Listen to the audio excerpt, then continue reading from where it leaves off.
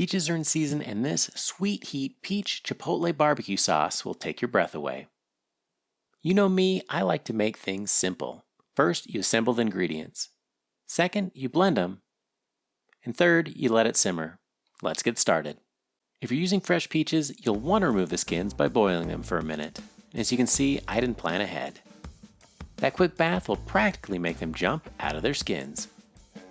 This recipe makes about a quart of sauce. You can tailor it to the amount you need. Start with a pound or 450 grams of peaches and add a medium onion.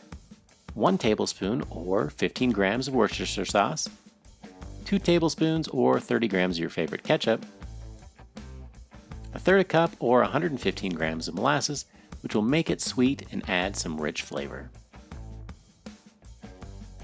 2 tablespoons or 30 grams of apple cider vinegar, a pinch of salt, and I just realized I used Mrs. GTE's fancy salt, but you can't go back now.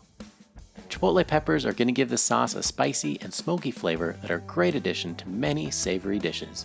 I added 2 whole peppers, which is about right for me. Next, we'll blend the sauce until it's smooth. I like to pulse it a bit before I hit the sauce button on the blender, and if you don't have one of those, you should do whatever works best for your blender. Just make sure that when you're done, there aren't any chunks in your sauce. You want it extra smooth. I'm getting a bit smarter and managed to not splash this sauce all over my kitchen. We want to cook the onions and the peaches as well as help the ingredients get to know each other a little bit better. So I put it in a saucepan over medium heat until it starts to simmer. Then turn it down for 30 or 40 minutes, and this will reduce the sauce and intensify the flavor. Give it a minute to cool and then transfer it to a container for 10 or 15 minutes before serving. It'll also keep in the fridge for at least a week. My mess-free streak is about to end right here.